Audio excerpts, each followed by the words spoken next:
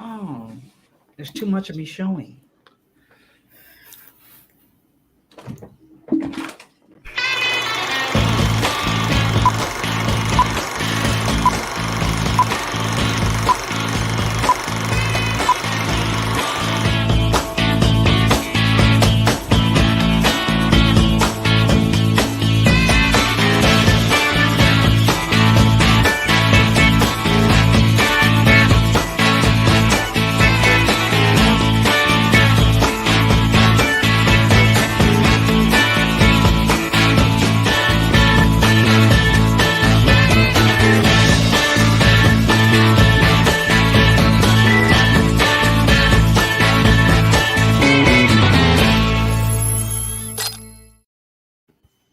Hey, everybody. Welcome to DreamTraxx Live and Uncut. Today, I have a really special guest. Of course, I always have special guests, but I have a young man joining me today who is a Las Vegas native and who is got his own television show on Disney. Is it Disney or Disney Plus?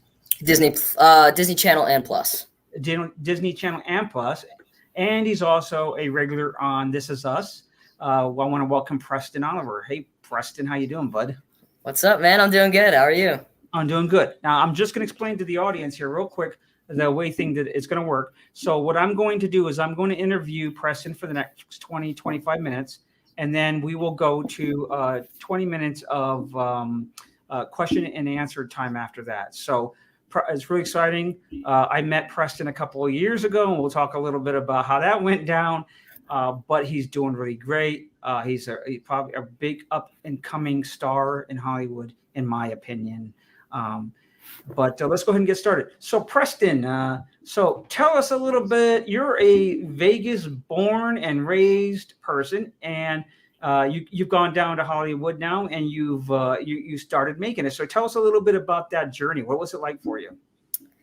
So yeah, it all started with a little play that I joined in 5th grade, and after that, I never really was interested into acting. So after I joined that play, I had so much fun with it. So like I wanted to keep doing it. So then in middle school, I kept doing drama, and then I went to like another acting school to just learn more about it. And that acting school, they had like monthly people come in, so like agents, casting directors, people like that. And my agents, Coast to Coast, came in, and I auditioned in front of them, and they liked me, so they called me down and they signed with me. And after that, I just started. So, but the process isn't easy, is it? I mean, nobody goes down there and just kind of walks in the door and walks on the show, right? I mean, Yeah. You've done a lot of auditions, right? Yeah, so I actually got really lucky. So after I booked with Coast to Coast on about my 3rd audition, I think, was Chicago Fire. That was my first book, and it was so much fun. They flew me down to Chicago for like a week. I've never been to Chicago, and it was during the winter. So being from Vegas, where it's like 138 degrees outside, to being in Chicago in the winter where it's freezing. Minus 138 outside. Yeah. It was ice cold, and I wasn't used to it, but I still had so much fun with it. And yeah, I've been on a lot of auditions, and about 90% have been no, but I've gotten, I think, six yeses. Well, that's okay. You know what? It just takes that one yes. And now you got your own TV show on Disney. You're the lead, The Secrets of Sulphur Spring. Tell us a little bit about how that happened. So Coast to Coast sent me out on the Secrets of Sulphur Springs audition, and I first went in, like, I think the first one was a video audition, and sent it in, just normal audition, like another one, let's send it in. And they liked it, so I got a call back, and I'm like, ooh, cool. So after that call back, they wanted me to go in to the Disney building in LA, so we drove down there, did that one, once again, another normal audition, drove back, got another call. Oh, call back again. So you're like, okay, drove back down, and that happened about 4 or 5 more times. Right. And in the so the other main character in the show named Harper, who's played by Kylie Curran. Mm-hmm. So with chemistry read with me and so Griffin and Harper, that chemistry read, I went down and I realized there was like 7 Harpers and I was the only Griffin there. And I was like, This is a little weird, but at that time I didn't really know what was going on, so I was like, maybe got more Griffins coming in later or something. I don't know. Did that, and then the next one was like the parent in Griffin read. Once again, I was the only Griffin there, and I still haven't gotten the word that I got it. And so at that point, I was like, okay, I think I got the role, but I'm not 100% sure. Did that, and then maybe a couple weeks later, our agents called us and they're like, Preston, you got the role, and I'm like, yay! I knew this about 2.5 weeks ago, but let's go. So that was the audition process. So normally when you're working for Disney or even Nickelodeon for that matter, if I can put those two people in the same sentence, you do a lot of traveling, you do a lot of promoting for them, you do a lot of that sort of stuff. But because of COVID, that's really not going on this time, huh? Yeah. I mean, right now it's mainly just all online, like Zooms and whatever, like other stuff that they got going on. Mainly Zoom, just for like interviews and stuff. Right. Kind of like this. Yeah. So I'm going to bring this up now. So I met you a couple years ago, probably about 3 years ago, since before you had booked anything, right? Yeah. And you played a little bit of a trick on me, right? Kinda, a little bit, I guess. All right. Well, let's tell our audience exactly what happened. Okay, so the day, we were kind of just looking for like acting schools to go to, and I was already going to one that we like just started, but my parents kind of wanted to see like, oh, let's check out the other ones. So we came to yours, and I mean, for me, it's just like another, little like auditioning thing, I guess. And so we went in, and there's a bunch of other people there, just like, we got some scripts and did a scene and stuff. And I was no. Let's back this up. I met with you and your mom in my office before you guys actually went into the room with all the other actors. Yeah, right. Okay. And I was getting a feel for what you wanted, where you wanted to go with everything, and you kind of gave me an impression that what? I don't know. I'm starting to forget this. You gave the impression that you were new to this. Okay. Yeah. Well, I was. I mean, I really was. All right. Technically. I mean, I haven't really gotten anything. So, yeah. So we went in and we talked, and I guess you thought I was like completely new. So then we went. Oh, put it on me. Go ahead. So and then after that, we went into the room, right? Okay. So yeah. Right. Yeah, so we got like some scenes, and stuff, and I got this one, and about 30 minutes, 45 minutes into like other people's scenes doing stuff, I got called for mine, and I'm like, okay, cool. Went up there, and mine was just like, I forget who I did it with. Was it like a mom that I have like a me and mom or something kind of scene? So we did that, and it was just like a normal conversation. And so I just went up and I just had like a natural conversation. To me, it just felt normal. Yeah. And you were like, you after we did the scene, you were like, hang on, this is something's not right. So I was like, what? That was just like a normal scene.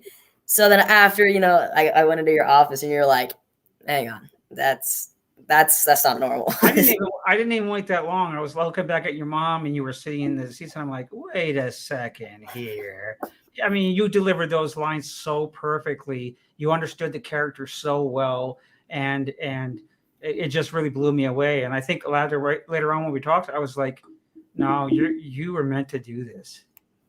And I guess proof's in the pudding now, right? You were doing it. You went down there and started booking things, and you did it at a time where it was really hard. I mean, COVID hit and that kind of put everything on hold, but you still worked it and you made it work. But you got a great support system in your mom and your dad, and that always is really super good. So tell us a little bit more then about the Secrets of Sulphur Springs. So you don't shoot that in Los Angeles or anywhere around here, right? That's shot where? So we shoot that in New Orleans. Louisiana. You were just there. Did you guys just wrapped?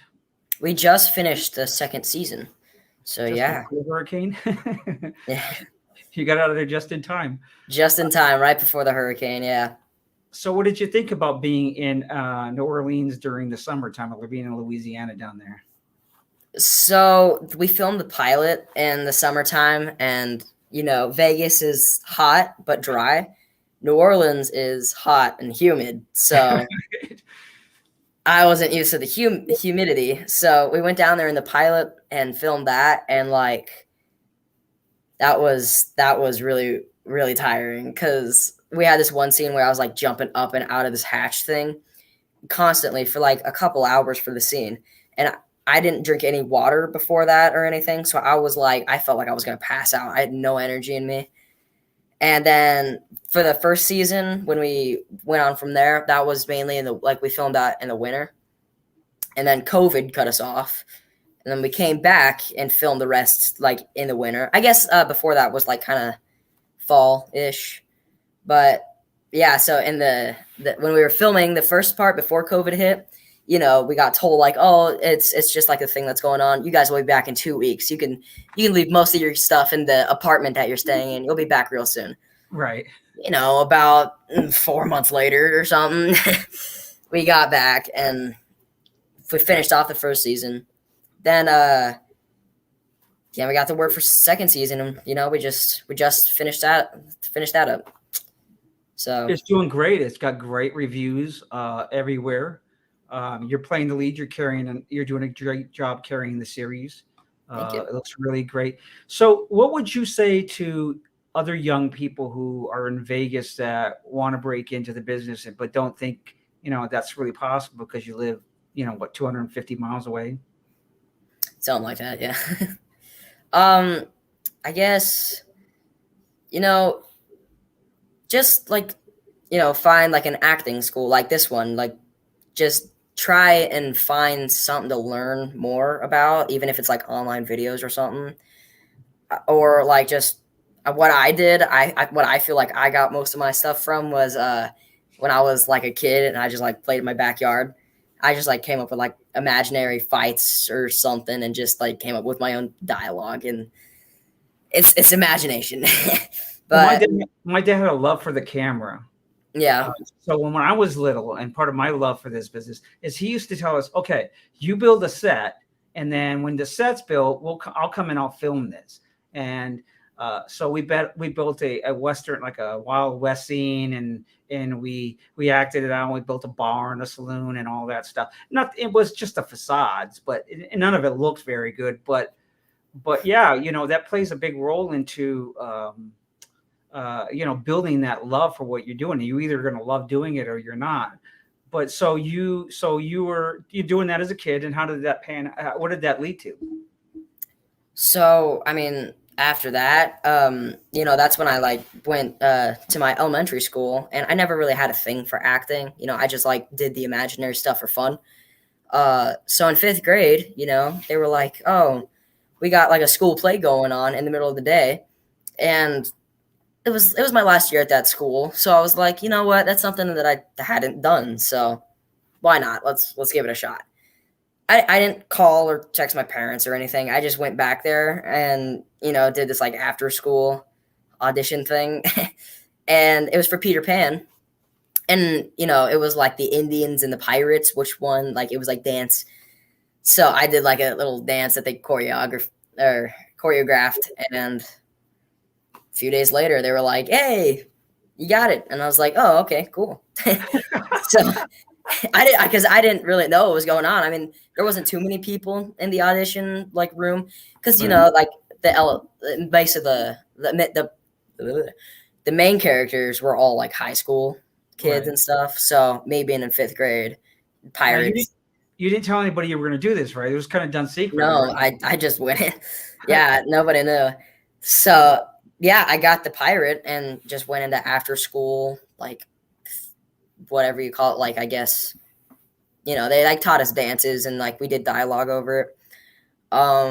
So yeah, just went after that, into that after school, and it was so much fun. I mean, everybody that worked on it, super cool people.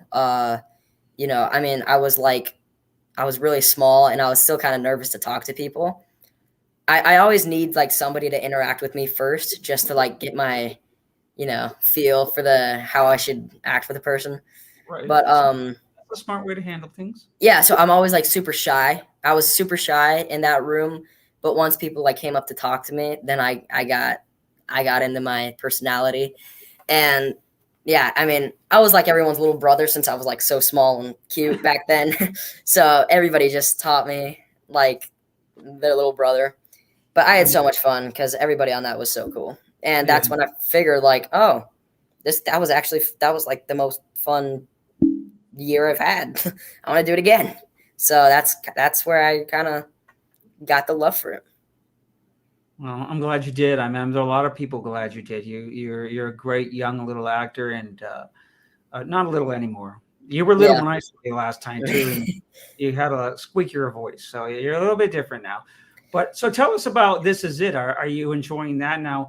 From what I understand, you can correct me if I'm wrong, but what I understand is you've done a couple episodes now, and you play the son of the father, the lead on there, right? Kevin's But you son. haven't worked, Kevin's son. You haven't worked with him yet, right? Not yet. So I got This Is Us, and I've only done 2 episodes. The first one, he was out of the house, and this was like the introduction of me. Mm-hmm. He was gone, and you know, like my grandparents were there, and I got to meet them. And like the little scene was, I just walked by on my phone, and it's like in the future. And then the next one, I was in like a hospital room where my grandma was, and she was like laying on the bed. In the shot, I'm standing next to Kevin, but it's like zoomed into my face, and you could see his like torso and legs, I guess, because he's like, what, I don't know, like 6'3", 6'4", or something. So they shot my close up, and they had this guy standing next to me, which, you know, is Kevin, but it was a Saturday, and he had that day off. So we were super excited because we were like, oh, we're going to finally get to meet him. No. so we got in, and his double was there. And, you know, it's crazy because we actually got in, and it took about 10 minutes to get the shot, and we left. Oh, wow. Because, I mean, there was no lines. I just walked in, stood next to the bed and him, and just looked sad. And then we were good. And, yeah, so still haven't met him, but looking forward to it one day. One day you'll meet your dad. One day I'll meet my dad. So, so do you think that actors that live in Las Vegas, especially young actors, they really do have a chance, don't they? It really can happen, right? It happened for you, right? I mean, yeah. Once again, I mean, it's just like, you know, be confident. Don't be like worried about, you know, don't overthink things. And I'm a big overthinker in a lot of things. But, you know, in acting, it's just because I've been like doing it just with myself for such a long time. I'm not freaked out about it. So, yeah, I guess just like find an acting school that you can go to and just. We got a good one right here. Yeah, you got a great one, right? So, yeah, just, you know, find one like this and go to it. And I guess just keep waiting for an opportunity to shine and do your best, and don't stop. You've got a big career ahead of you. I mean, you're going to be doing this for a very long time. You know, some people, you know, you work a lifetime to get in there, and you make it. And then, you know, there's those people who have it, if you can call it that. And to me, you always had it. You always were able to easily feel your characters, even though we only worked a little bit, or I only saw you a couple of times. It doesn't take long when you've been in the business for a while to see those people who just really seem to take to acting. It's a developed skill for a lot of people, and anybody can do it. But there are sometimes those people who just seem to fall into it much more comfortably and much more quicker. It's probably why you booked your third audition. Mm-hmm. So here's what we're going to do. I'm done with all my questions. And so what we're going to do is we're going to turn this over to the audience. And so we're going to give people a chance to ask some questions, probably some fans of yours and people like that. Let's just try to keep the questions, you know, to either the business or, you know, things that you want to know about. Preston, Preston, that is not overly personal. And we'll be glad to answer those questions. So go anybody who's ready to ask a question, please put it in there and we'll get going. So you're in Vegas now though, right? You're back on hiatus? Yep. Okay. Just Just chilling. finishing off that devil heat versus the hot and wet heat. Yeah. See, and the thing about New Orleans is the weather is not predictable at all. You'll wake up, you'll go outside, it'll be super hot and wet, and you'll want to go back inside or like, grab a water and just dump it all over yourself. And then 10 minutes later, it'll be pouring rain outside. Right. I lived in Alabama. I know. It was horrible. We got our first question. Somebody wants to know, how do you remember your lines? What do you do to remember to learn your lines? What do you put into practice? So, I mean, I guess learning lines is different for a lot of people, but for me, it's best to sleep on it because, read it.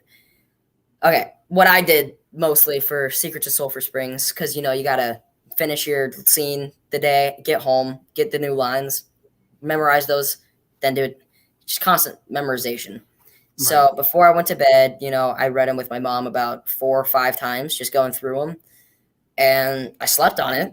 And then the next morning, it just like stayed with me, if that kind of makes sense. Because I guess it makes sense. It's pretty impressive. Sleeping on things, I mean, I don't know if that, I think that's natural for most people. But when you do something right before bed and then, wake up on it, that's usually, I don't know. Your mind kind of like focuses on that. It makes total sense. It makes total sense. So we have another question from Eric Lum, who's currently a student here at DreamTraxx. He says, congrats on your success. What is your process for getting into character?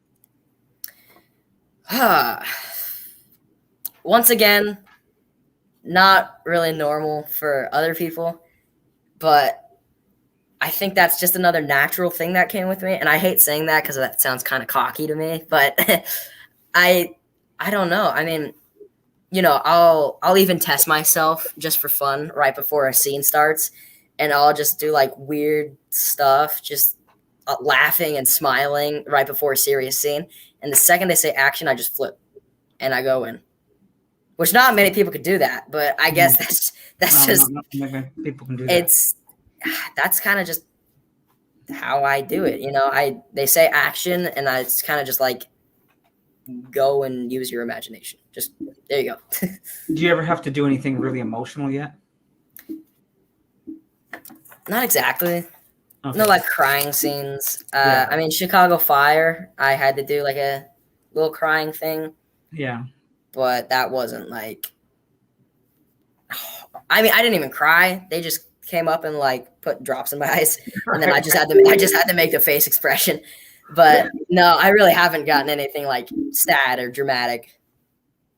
How would you feel? Do you look forward to those types of scenes, or do you like comedy? What do you like? I love comedy, but comedy's really hard to do because you got the timing's really important, and you got to find a way to deliver the line. Right. That would be funny to everybody, not just a few people. Right. So I find comedy really difficult, and I love it, and I would love to do it, but I don't think I'm very good at it. but like dramatic scenes, and I'm not even like a dramatic person in real life. I'm always like really happy and energetic, and never dramatic at all. So I don't know how I'm good at dramatic scenes, but when we're like doing it, I just know what to make my face. Okay, I guess probably all the TV shows and movies that I watch, kind of just figure it out from them. But yeah, maybe you're just really good at being in touch with you, and that can really help in this business if you're in touch with your own emotions and your own feelings, and you can quickly relate to something. That's really super important. I think that's a big part of this business that a lot of us struggle with is we have those walls that we've built over the years, emotionally, and trying to reach through those walls sometime and try to relate to something. It's kind of difficult, but some people, like you, maybe you can relate to things and feel it, and be able to be ready to deliver those lines. And maybe in the end, that's what's going to make you the great actor you're going to be, or you are. I don't want to say going to be, but I'm waiting for those statues for you to, they'll have you back on the show with a bunch of little Oscar statues standing around. Hopefully. Eric had another question for you. He wants to know, what do you focus on during a scene? What is your main focus?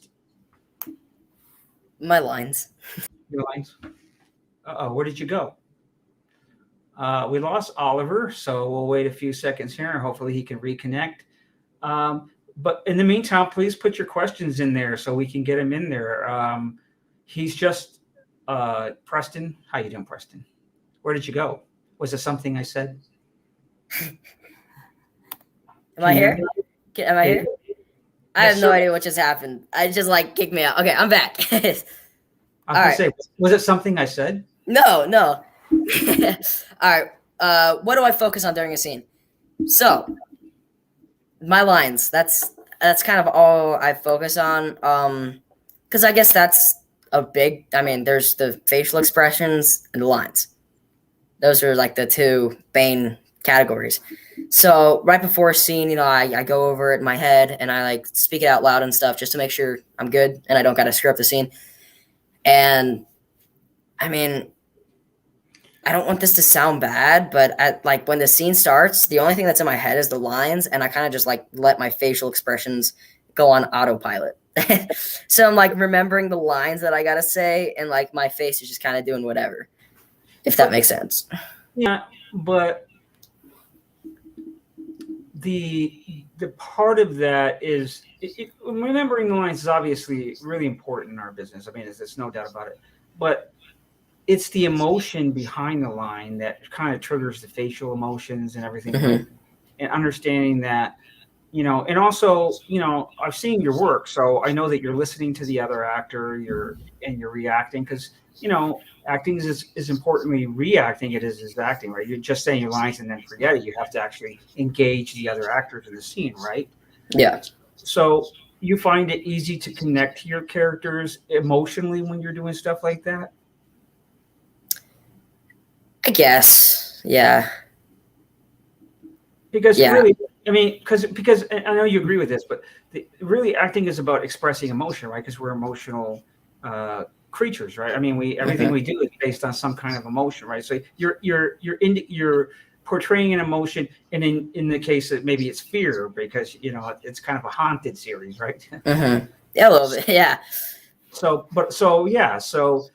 But you do that really naturally, and so for a lot of people that's hard because you have to be there emotionally, and you do a really good job of that. We got another question. Farvad, well, first of all, everybody whoever gets on a set gets nervous, right? I mean, were you nervous your first time on a set?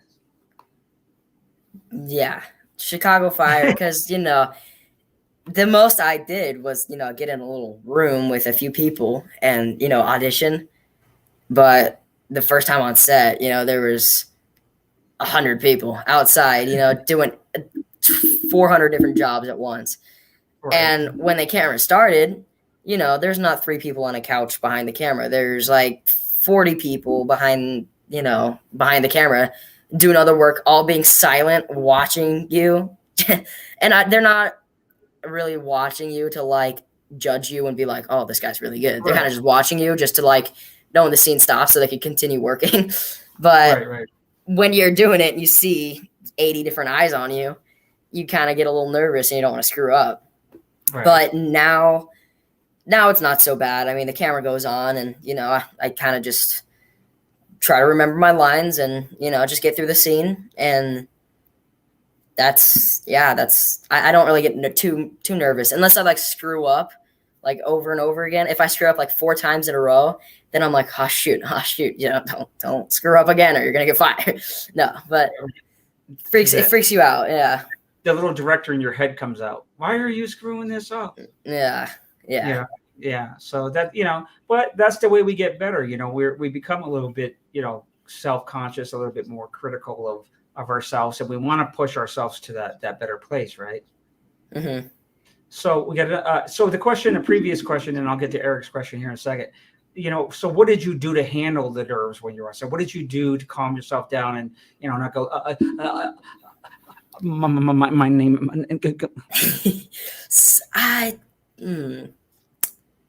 That's a good question because it's only happened on Chicago Fire when I was really nervous. After that, I kind of got a feel of it. Didn't freak out too much. I guess just talking to people, like Kelly. He played Kelly Severide on Chicago Fire. Taylor Kinney.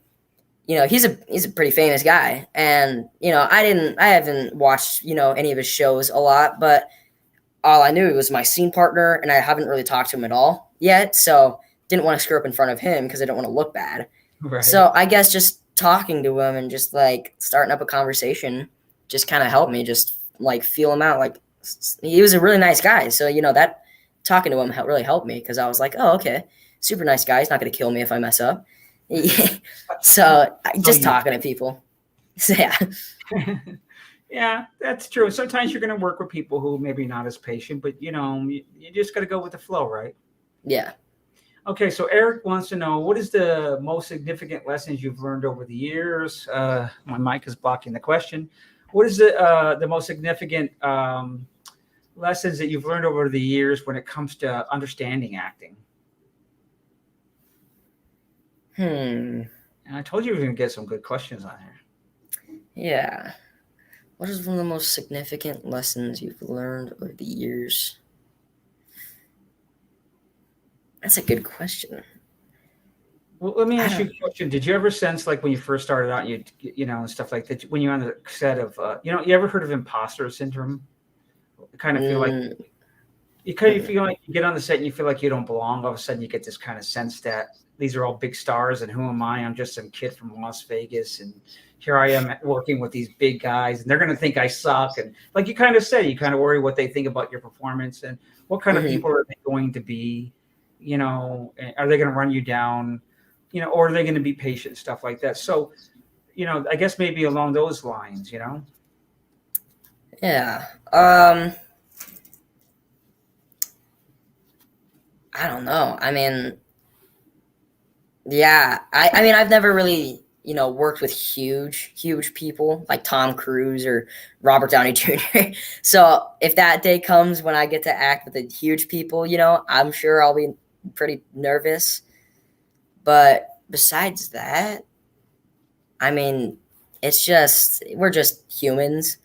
So it's just like another guy. I mean, like I'm kind of sitting in the seat right now that everybody thinks I'm big and famous. But to me, I'm just like, I eat fast food every day and I sit and play video games and do nothing all day.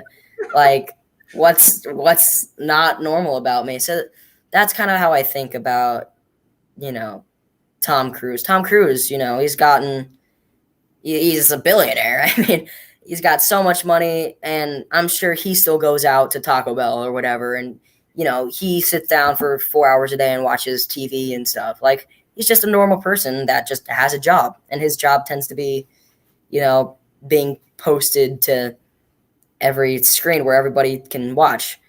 Right. So, if that answers kind of explains whatever. I think that's a great answer, and I think that's a lot of wisdom on your part.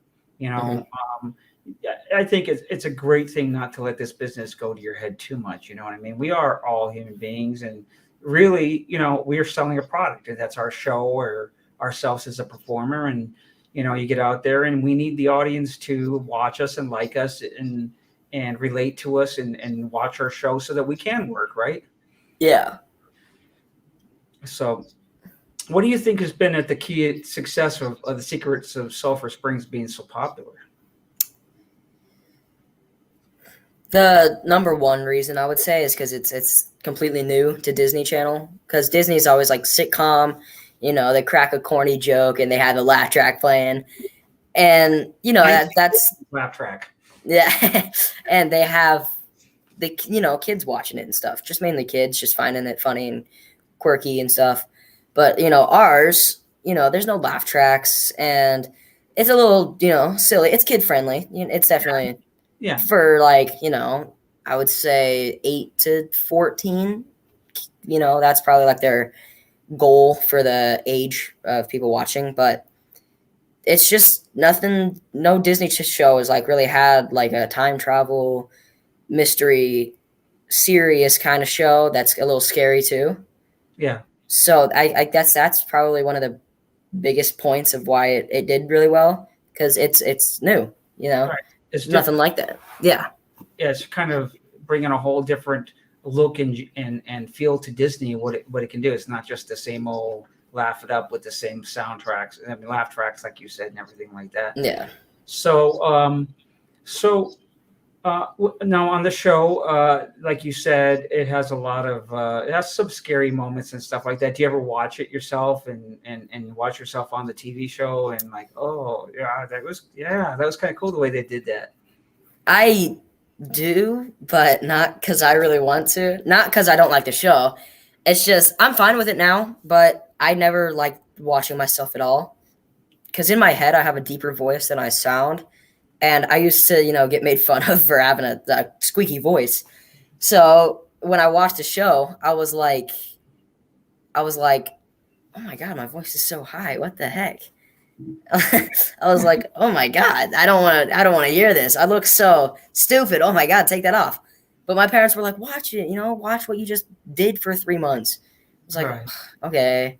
Sat down, watched it. It's a good show. I don't like myself, but it's a good show. So yeah, I mean, there's a few things that I was like, oh, I remember filming that, and it was like in a blue screen, but this looks really good. This is actually kind of freaky. Yeah. And definitely in the second season, we have a lot more scary. I would say it's spookier. It's a lot. We got some good scares in there. There's some really good things for people to look forward to if they watching for season 2, but we don't want to give away anything. So we'll leave I don't want to that. give away much. Yeah. No, we don't want to give it away. But that's really wonderful, and you're sometimes in this industry, people who don't come out of LA or don't live in New York or don't live in Chicago, they think it's a road that can't be accomplished, but you're again another living proof that people who live in Las Vegas are extremely talented, which you are, and can go down and compete against those people and make it work and win over the auditions and book the parts just by that commitment level that you have to make it. And like you said, I think we talked yesterday a little bit. You said you've been on some 65 auditions and you booked 6 of them. Mm-hmm. So the road is never easy for anybody, really, is it? Until you've kind of hit that A-list status. Yeah. I mean, like if you're Tom Cruise, you'll be sitting there doing nothing, and then your phone will ring and you're like, hey, you want to do this thing, film this for 2 months and get $150 million? Right. Hopefully they're not giving them that much. But I get them. Yeah. That's our whole budget. We're just going to give it to Tom. We're not going to even film anything. We're just we're not going to have any money to film the movie or anything like that. So yeah. But yeah, and but in reality, he brings them into the seats, right? He if you see Tom Cruise in it, you're going to think it's a good movie. Yeah. And you're going to want to go see it at the movie theater, or you're going to want to stream it. So my producer keeps texting me exactly how long we've been going. So we have any more questions, producer? No, we got all the answers. The questions are answered. Okay. All right. Well, I think it's great what you're doing. I think you're super talented. I'm glad that you decided to take the chance that day to get into the business and to go on that play, and then decide to seek it out more, because your talent is on display for everybody now on the Disney Channel. So tell us where we can see that. You can watch it on Disney Channel. I think they're still showing it, but Disney Plus, it's on there. Choose any episode you want. All right, you kind of binge watch it there, right? Yeah, you can. Yeah, Disney Channel. I haven't watched Disney Channel in a while, but they might post it, nightly. A few episodes might come out. So if you see it on Disney Channel and you don't got Disney Plus, go ahead and watch it if you want to. But if you have Disney Plus, you got all 11 episodes right there. And why? What is it about that show that would interest people? What kind of people? What is it about the Secrets of Sulphur Springs? Say, haven't watched it yet. What is it about this show that you think is really attractive to the audience? It's a mystery, time travel, adventure, little scary kind of thing. So it's kind of got all in one. So that's, it's got everything. If you're into this, it's got that. If you're into adventure, it's got that. If you like time travel things, that's the main thing. So, it's kind of got a bit of everything. That's wonderful. I look forward to seeing it. Of course, I'm a little over Disney Channel, but I find it on Disney Plus. But I've seen your work, and I think that you're extremely talented. You got a really good support system, which really, really super helps because somebody's got to get you there back and forth every day, right? Mm-hmm. And you got a great mom in Jen. I don't think I've ever met your dad, but I know that your mom's a great lady. And I was really, really excited about having you on the show today. Thank you, man. I was excited to come. Yeah, well, I appreciate that. And if you want, we'll put this on YouTube, and you can link to it from your own pages and stuff if you want to put it out there. And you're doing great, and just keep it up. I know that you've got a big, successful road ahead of you. Thank you, man. All right, we'll see you later, buddy. All right, see you, man.